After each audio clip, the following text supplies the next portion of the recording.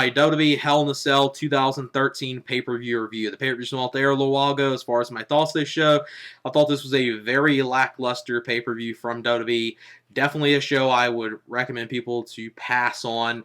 There is one thing on the show that I would say people do need to go out their way to see, and that was the opener of the pay-per-view, the three-way tag team title match with the Usos, The Shield, and Cody Rhodes and Goldust. That was the one highlight of the show. So at least on this pay-per-view, we did get one good match, but as far as the rest of the pay-per-view, you had a lot of filler matches, and the two Hell in the Cell matches were very weak. The CM Punk and Ryback match, to Ryback's credit, he did somewhat utilize the cage, but for a Hell in the Cell match, it just felt like, a normal match. Not a normal match, but maybe like a no DQ match. It definitely did not feel like a Hell in the Cell match. And at least it did somewhat have a payoff in that match with possibly ending the whole thing with CM Punk and Paul Heyman. And the main event with Daniel Bryan and Randy Orton for the WWE title in the Hell in a Cell with special guest referee Shawn Michaels. It was starting off to be a good match. I was getting into it. Then, just like the last three matches they had with each other, either poor booking or just the match is disappointing. It wasn't as good as what I was expecting it to be as a match. With the talents of Randy Orton and Daniel Bryan going against each other, you would expect to have great matches from them, and we just have not gotten those great matches, which I was expecting, because I was one of the people that, when they were starting to do this stuff with Daniel Bryan and Orton, I was hating the stuff like everyone else with Big Show and Triple H, but I was like, hey, at least we're going to see Orton and Daniel Bryan have some great matches, and unfortunately, so far, every outing on pay-per-view has pretty much been disappointing. And then the other thing on the show, other than the filler matches and the two Hell in a Cell matches, and the one match that was good, was John Cena's return. And why is John Cena World Heavyweight Champion? That's the question I think everyone is asking on here. Cena was definitely rushed back too quick. You could tell that in the match. It was a very, very slow match. Picked up a little towards the end, and Cena wins the title. Everyone was expecting Damian Sandow to cash it in. That did not happen here. Maybe they're saving it for Raw tomorrow night, or Cena maybe keeps the title for a little bit, because Cena is WWE's money man. He's their face of the company, and obviously WWE's going to be working him to death, bringing him back way too soon. You could tell that from his match here. So let me get into the show.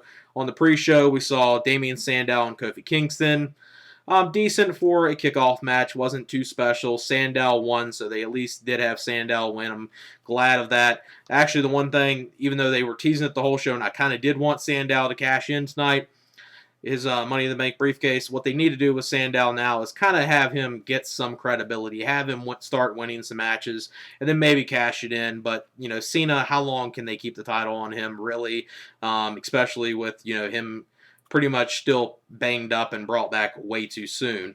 So hopefully Sandow does cash it in soon, but I wouldn't mind seeing him hold the Money in the Bank briefcase for a little bit longer to kind of get a little more credibility. As far as the pre-show match, I'll give it 2 stars. It wasn't bad, but it wasn't anything too special.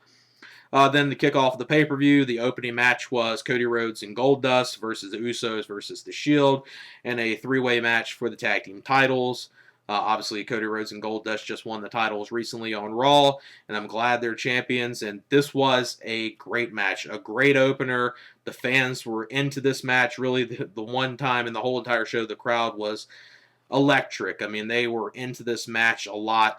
I love the part of the match where you saw Seth Rollins and Roman Reigns. They were basically, tagging each other in and out, working over Goldust in their corner, stopping him from getting a tag from either, the Usos, tagging him, or, him finally getting Cody back into the ring. And after, that hot tag and he finally tagged Cody, that crowd got electric.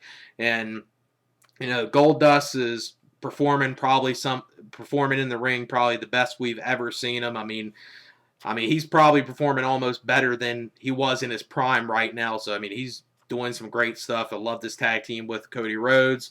The ending of the match was booked very well. I love the ending of the match. You saw like a lot of mayhem at the end of the match. You saw towards the end, you saw Cody Rhodes superplex Seth Rollins out to the ring off the top rope, and then the end of the match comes when it's looking like the Usos are starting to get some advantage. They're trying to basically get the tag, pull Seth Rollins into the corner, and then Roman Reigns spears one of the Usos. They're outside the ring, and then towards the end, you see Cody Rhodes. He does a springboard knee. Seth Rollins catches him, and then Cody stops Seth Rollins from powerbombing him. He gets out of there. Then Goldust punches him, and then Cody Rhodes ends up hitting the crossroads for Cody Rhodes and Goldust to retain the tag team titles. Great opener, 3.5 stars, probably 3 3/4 stars. Really good match, the one highlight of the show. And then after this, they did a segment with The Miz, looking like we were going to get The Miz and Bray Wyatt. Miz comes out there in his promo saying he's not clear to wrestle, but he wants to fight. And then that cuts to Bray Wyatt doing, a very good promo like he always does. Then the lights go out. Then Rowan and Harper, the Wyatt family, appear in the ring. They attack The Miz. Then you see the return of Kane, which, if it wasn't for the return of Kane in this segment, this would definitely have been a segment they should have done on Raw. The Miz was making the segment last a little too long, so it did kind of drag on, but did see Kane's return. And then after he made the save for The Miz, it was looking like he was out there to help The Miz. Then he choke slams The Miz. So obviously we'll be seeing Kane. We'll obviously be seeing the continuation of Kane and Bray Wyatt with Kane's return right here. And then the next matchup was a filler match, but not a terrible filler match. It was at least had its parts, had its moments. This was Fandango and Summer Rae versus Great Khali and Natalya. Summer Rae and Natalya, when they were in the ring together here, they actually performed fairly well. Natalya made her look as best as she could. Summer Rae didn't look as green in the ring as I was expecting, so at least someone enjoyed their part. So the women's part of the match was good. Khali wasn't in there too long, and it wasn't too long of a match. So for a filler match, it wasn't terrible. It was at least watchable. And Summer Rae picks up the victory after a rolling up Natalya for the victory. So Fandango and Summer Rae win the match, about 1 3/4 stars. Then the next matchup, this was a match that was added basically on the pre-show. That this is when this was set up, because Dean Ambrose wasn't in the match, and they set up Dean Ambrose and Big E Langston on the pre-show. Big E Langston was on the panel of the pre-show, and he got interrupted by the Shield, and Big E Langston was challenging Dean Ambrose for the U.S. title match, and Dean Ambrose finally accepted it. So we got this match. It actually wasn't a bad match with Dean Ambrose and Big E Langston, but a very, very bad ending. We were seeing some good action. Big E Langston looked fairly good in here, but the ending of the match comes with Big E Langston winning via countout. So it ends in countout. So a bullshit ending. But we'll be seeing these two again with each other because the end of the match but post-match after Big E Langston wins via count out, with obviously Dean Ambrose retaining the title because he lost via count out. Big E Langston hits the big ending, his finisher, to Dean Ambrose inside the ring, holds the title, gets the title, and stands over Dean Ambrose. So obviously we'll see these two again with each other, and when they have another match, it probably will be good because I was actually enjoying the action here. It was just a very, very bad ending. About 2 1/4 stars, 2.5 stars. Good action, what I saw, but a very bad ending. Then the next matchup was the first Hell in the Cell match. This was CM Punk versus Ryback and Paul Heyman in the handicap match in the Hell in the Cell. And we saw CM Punk come out there first, and Ryback came out there. And we weren't seeing Paul Heyman. Then Paul Heyman comes out there on this lift. He uses this lift to get the thing up to the top, and he's on top of the Hell in the Cell the whole entire match. So you're seeing Ryback and CM Punk in a singles match inside the ring with Paul Heyman, basically holding himself up at the top in the middle of the Hell in the Cell, hanging on to the top of the Hell in the Cell. He was up there the whole entire time. The stuff with CM Punk and Ryback inside the match, inside the Hell in a Cell, wasn't too bad. I mean, Ryback, to his credit, did somewhat utilize the Hell in a Cell early on in the match, but it really didn't follow through with it. The best parts of this match were obviously the table spot with CM Punk putting Ryback onto the table, hitting the elbow through the table, and CM Punk gets the victory after hitting the go to sleep to Ryback. So CM Punk wins this match. And then obviously Ryback's laid out after the go to sleep. CM Punk gets a kendo stick, and then goes up to the top of the cage with Paul Heyman still up there. He canes the shit out of Paul Heyman and then hits the go to sleep to Paul Heyman. Paul Heyman took it very bad, but as good as he could, considering he was at the top of there and it was Paul Heyman taking the go to sleep. So at least it had the payoff of, CM Punk getting his revenge on Paul Heyman in the spot at the top of the cage. So at least it had that. So hopefully now they'll do something different with CM Punk, and this is the end of the CM Punk and Paul Heyman feud. Hopefully we'll see something different starting tomorrow night. But as far as a match, it was decent. It was better than their match at Battleground, but that's not really saying too much, especially since it was a Hell in a Cell. Pretty weak for a Hell in a Cell match, but as far as a match, it wasn't too bad. I would give it, 3 stars. I mean, it was at least a decent match, but for a Hell in a Cell match, it was pretty weak. Then the next matchup was another filler match. This was Los Matadors versus the Real Americans. Los Matadors win this match. Wasn't that much of a match at all. I do like, the Real Americans.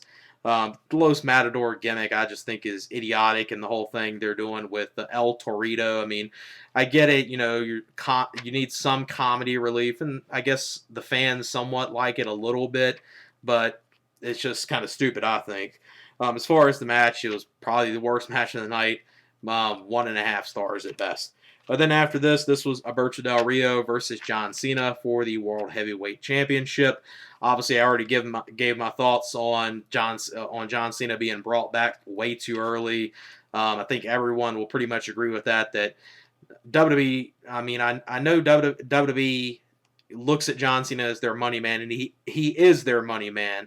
But WWE needs to, look at their wrestlers and not work them to death. I know WWE is a corporation, and obviously every corporation thrives off of profit, and when their profit motive is hurt, obviously they're going to try their best to work, whoever makes the most money for him to death, and that's what they're doing with John Cena. He should have not been brought back.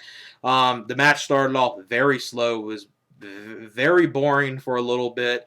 A lot of arm locks, the cross arm breaker from Alberto Del Rio, who's working over his arm, which made perfect sense, in ring psychology. It made perfect sense, him working over John Cena's injured arm. So that at least made sense. And then it started picking up towards the end of the match, and then John Cena hits the attitude adjustment on to Alberto Del Rio to win the World Heavyweight Championship.